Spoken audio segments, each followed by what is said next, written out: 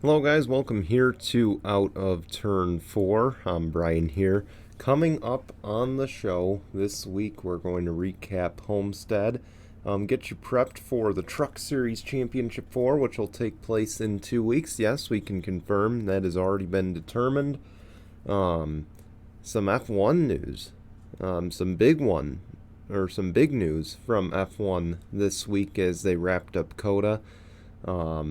We'll also have some news on the new 3F racing team. You'll want to stay tuned for that. And then, of course, the race weekend picks as we enter the second to last racing weekend of the season for NASCAR. But let's begin by recapping NASCAR at Homestead. And we kick it off with Ty Majeski's win at Homestead. And it looked like a dominating one. It is his second win of the year, his second career win. He is in the championship 4. He will be joining Chandler Smith, Zane Smith, and Ben Rhodes in the battle for the championship at Phoenix. Unfortunately, John Hunter Nemechek will not be a part of that battle. But it'll be nice to see, of course. Should be a really good championship battle, man. Everyone in that championship has run well. And, I get John Hunter didn't make it. I thought maybe he would squeak in last second. I think he was my pick to win last week. But he just hasn't looked good this year. He definitely struggled quite a bit. So, really didn't deserve to be there, I guess. And it's unfortunate. But again, we'll see what happens. He ran well in Cup practice. He ran well. He ran okay in the race before spinning out. Or in the Cup race before spinning out. So we'll see, of course, what happens as far as his future. Of course, he is contracted with Toyota, so we'll see where he ends up in the coming weeks, probably even before this episode comes out. There might be details about it. But I'm recording Sunday night, so I don't know. Noah Gragson, he punches his ticket into the Championship 4 for the Xfinity Series with the win at Homestead. His 7th career win. Over half of his career wins, he's gotten 13 of them. Over half of them have come in this season alone. And I will tell you, it'll be a rotten shame if he is not the champion at Phoenix in a few weeks. Of course, we still got Martinsville to get through, but it will be a shame if he doesn't finish it at Phoenix. Of course, he'll be joining his teammate Josh Berry as those that'll be competing for the title. Not surprising. He has looked really good, especially since the playoffs started. It's really Gragson's title to lose, but man, Josh Berry might just give him a run for his money. And Dale Jr. might have to have a talk with all of his drivers, because there could be 2, maybe 3 in there when this is all said and done. So maybe he's going to have to sit down and say, look, guys, I don't care who wins the title. Just go out there, race clean. But, good racing this weekend in Martinsville, or at Homestead. That's all I got to say.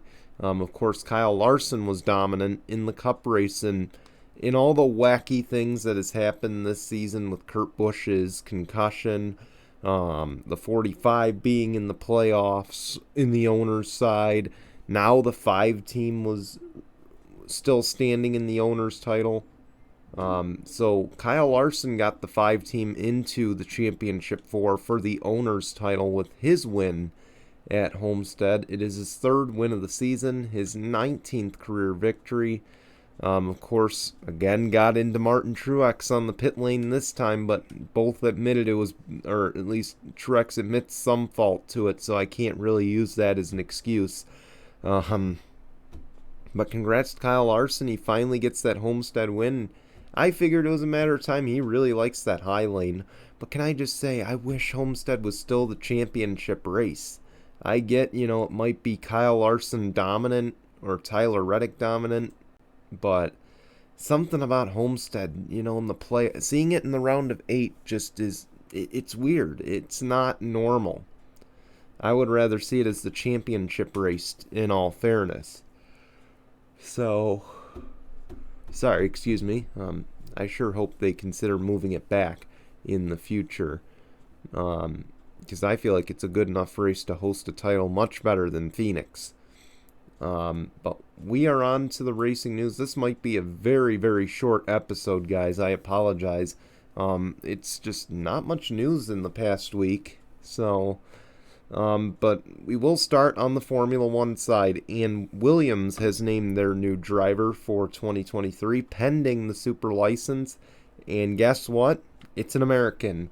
Logan Sargent has been announced as the tentative driver for Williams in 2023. Again, he has to obtain his super license, so there's an asterisk next to it right now. However, if Sargent is granted the F1 super license, he would become the first American in F1 since 2015. Of course, the last one is Indy 500 winner, former Indy 500 winner Alexander Rossi. We, of course, know he's not the first American driver to be considered this year. Of course, Colton Herta's name has circulated quite a bit in the offseason. Of course, he's doing a lot of tests with McLaren now. He's still pursuing that F1 super license to, it seems like, no avail. But I think this is good for the sport. I think getting an American driver in the field, I wish it was in a more competitive ride, but to see an American in F1 like Logan Sargent, if he's given the super license, would be huge. I mean, for me, it would be huge because, part of the reason I don't like F1 is the lack of American representation. So the lack of American representation, for one. Number two, they're just taking our money. They don't give a shit about the U.S. They care about our money. They just want our sponsorship, and I just don't get it, Again, not a fan of F1. Be honest, I think it's bullshit. I think it's terrible racing, so, but I might be more inclined to watch with Logan Sargent if he's given the ride. Of course, it'll be interesting. I sure hope he can score points next year. If he is the driver, I sure hope he can win races. That's going to be the two things I'm going to watch. But again, good for the U.S. to have driver representation. So that I'm very thankful for. Marco Andretti and Tony Kanaan, they have confirmed their Indianapolis 500 entries. Of course, Marco Andretti, to no one's surprise, will be driving for Andretti Autosport in the number 98. Same sponsorship plan as last year. I believe it's his 17th straight Indy 500. So glad to see that Marco is back. Again, we know how strong Marco is. The Andretti name, we know how important it is in the Indy 500 field. So glad to see Marco carrying on that tradition for now. Tony Kanaan, a fan favorite. Man, I was hoping Ganassi would put together a deal for him. I feel like he would have been more competitive in a Ganassi car, but, to see him drive for Arrow McLaren Schmidt Peterson, and again, they just put together probably their strongest Indy 500 lineup in a long time. I mean, Alexander Rossi and Tony Kanaan, both Indy 500 winners. You've got Pato O'Ward, who's been pretty close to winning Indy 500s, hasn't quite done it. And Felix Rosenqvist, who's shown some growth in Indianapolis, in terms of oval racing. So the way I view it, I think they got the best lineup going into Indy this year. So I do like this Kanaan signing, and I feel like Kanaan can make that team better. So, again, bringing in a whole new perspective. I mean, a guy, again, he only raced one race last year, but he comes over from Chip Ganassi Racing, a team that's been dominant in the Indy 500 in the last few years, which includes his third place finish last year in the race. Again, I feel like it helps out so much with the growth for not just Arrow McLaren Schmidt for Arrow McLaren Schmidt Peterson as a whole. So I can't wait to see what they do in terms of the Indy 500 this year. And of course, we're going to be following throughout, the winter months, throughout, the spring, to see where we stand. We could have more than 33 entries, fingers crossed. I'd certainly like to see it. And again, we'll find out more as the months go on. Again, still pretty early, so kind of shocking to see these confirmations already. I believe Stephen Wilson is still yet to confirm, but close to confirming. We obviously know Sage Karam's going to drive more than likely for Dreyer and Reinbold. It's going to come down to that second entry. We got rookies and Indy Lights that still have to find rides, especially, I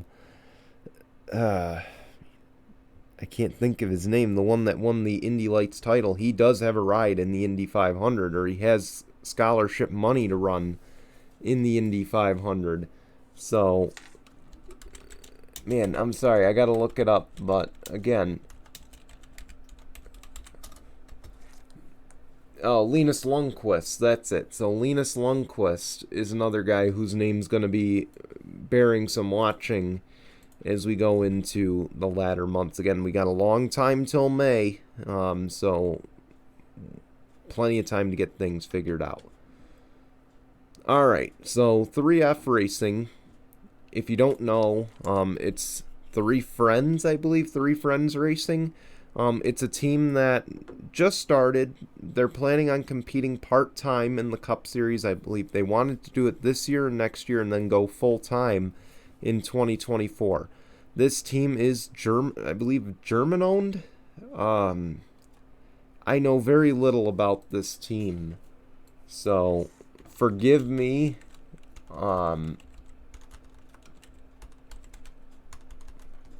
But European team, so they are from Europe, but they do have an RCR alliance. Sorry if my screen just went dark. I clicked on their Twitter page. Again, they're still kind of trying to figure out a lot right now, and one of those things is the driver.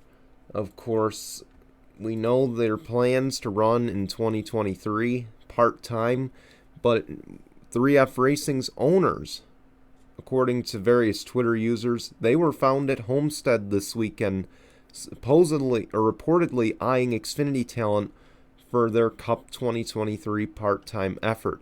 Now again, it's a part-time team, so you question a few things with that.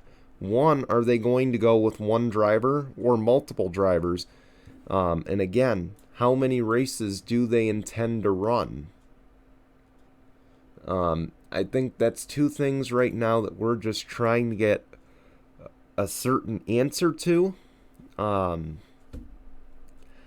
believe, honestly, and here's the thing, I might be looking a lot deeper into this than a lot of people right now, but again, I point out the RCR Alliance. I think the RCR Alliance is going to say a lot about what this team is going to do.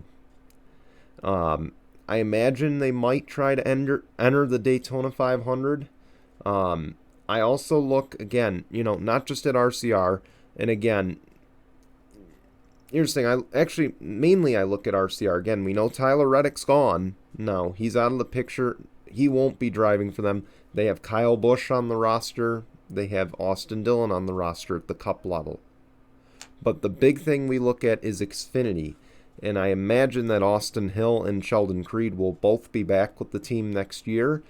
At least tentatively, we won't know for a little while longer. But if Sheldon Creed is back, I imagine he won't be under consideration for the Cup ride, only because he's still got some learning to do. He hasn't fared too well in this Xfinity season. I feel like that would be a little bit of a mistake to put him in the ride.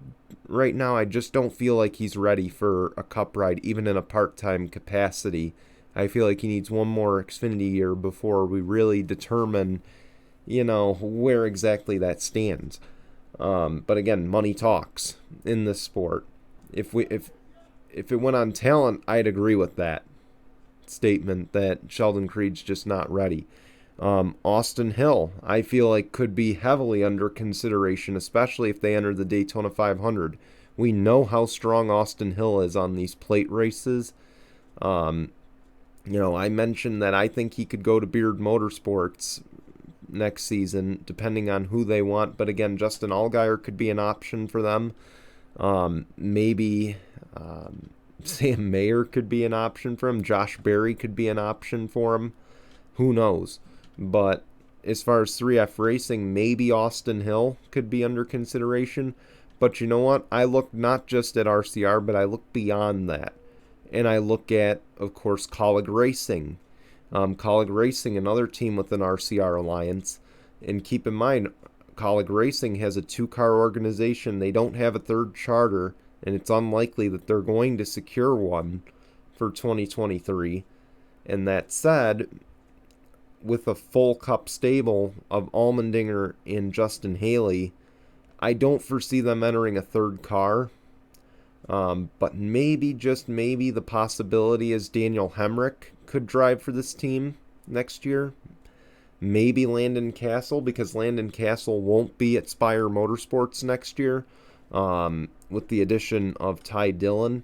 So I feel like those two names could be in there. I'm not looking at Chandler Smith. I feel like Chandler Smith and Sheldon Creed, I feel like, are well out of this picture. I just don't see them being contenders for this ride, at least at the moment. Again, money talks. Maybe that changes, but I feel like it would be, a mistake, especially for a team that's trying to grow in this sport. But, even still, I think getting an Xfinity guy doesn't really help that case. That's just me. But I feel like Austin Hill could grow their super speedway program for sure. Maybe, like I said, they look at a guy like Rockenfeller for the road courses. Look at the IMSA talent. There are guys I think they can. I feel like they can roll the table with this. But I feel like based on the RCR Alliance, and if they really want to commit to a successful Cup program, I feel like they're going to look at Austin Hill. I feel like they're going to look at possibly Daniel Hemrick or Landon Castle. And again, the reason I mentioned Landon Castle, and I get it, he's not been in strong,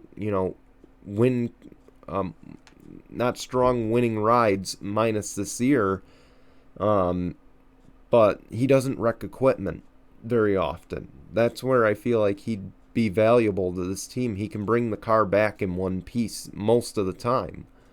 So, again, something I think 3F Racing will consider. And again, Voyager, just going to throw that out there. Voyager is a sponsor.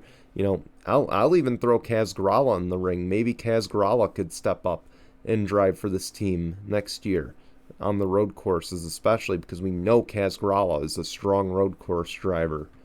So again, those are the names I think we'll see in the 3F Racing stable or being considered. I'd be shocked if it was anybody else, but again, money talks. All right, we're on to our picks for the race weekend. I'm going to go with a surprise for the NASCAR Xfinity Series in Martinsville. This is one I don't think I picked all year, but I'm going to make the pick. Sam Mayer. I think Sam Mayer is going to win the NASCAR Xfinity Series race in Martinsville. Look, he's been close. He's been getting stronger as the year comes to a close. I believe he ran pretty well at Martinsville the first time. I feel like he's got a chip on his shoulder now. And again, he's growing. He's gaining the experience. And, I feel like he's going to get it done. So I'm going to pick Sam Mayer. Again, wild card pick, I know. But I've got some pretty decent confidence in this one. As far as the Cup Series in Martinsville, this one's a little bit tougher, but I'm going to pick Chase Elliott. I think Chase, in the later stages of each round, has kind of proven that he's strong.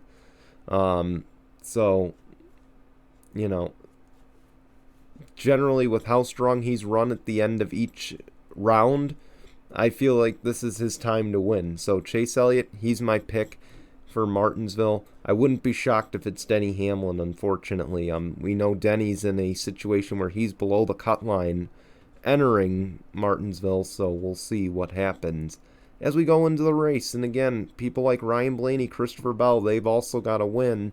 We'll see how they react when we go to Martinsville. We want to thank you for watching, but before we end, I just want to, of course, we've reached that time of the year. We're at the end of the racing season, so I do want to brief you guys on the future of this show. So this show will continue November 1st and November 8th. So those will be the last 2 episodes of this season. November 8th, we will recap Phoenix. November 1st, we'll recap Martinsville. We'll get you set for Phoenix, and of course, update you on any silly season news there might happen to be. So that's going to be kind of our plan. We're going to pick our champions for all 3 series. Then November 8th, we'll recap Phoenix, recap the NASCAR season, kind of give it a final grade in terms of what my thoughts were on the season. And of course, then we will be on break. Keep in mind, again, the reason we go on break from November to, and again, we'll be back late January, early February. So no worries, we will be back. But late January, early February is the plan. And the reason we do that is for 2 reasons. One, of course, there's no racing going on. So if I come on here and just talk, silly season news, it would take up maybe 2-3 minutes at most. It's just not worth making a whole episode over. And number 2, for those who don't know, I coach winter sports. So I'm pretty heavily involved in that. It takes a lot of time out of my free time. So that's kind of why we just put this on the back burner. Again, keep in mind, Sunday Morning Tinkle will continue, as will No Final Bell. Those 2 shows will continue through the winter. So you will want to tune into those. Be sure to follow me on Twitter at Tinkle_BHummel. I will, of course, update any racing news on there and give my honest thoughts on it, as I do on this show. So again, Tinkle_BHummel. That's what you want to follow. But again, we got 2 more weeks here, or 2 more episodes here, so we look forward to bringing them to you the next 2 weeks. We want to thank you for watching. Tune in to No Final Bell tomorrow. Tune in to Sunday Morning Tinkle Sunday morning, 9 a.m. Eastern, YouTube, and all the audio platforms. And we'll see you back here next Tuesday to recap Martinsville. Until then, goodbye, everyone.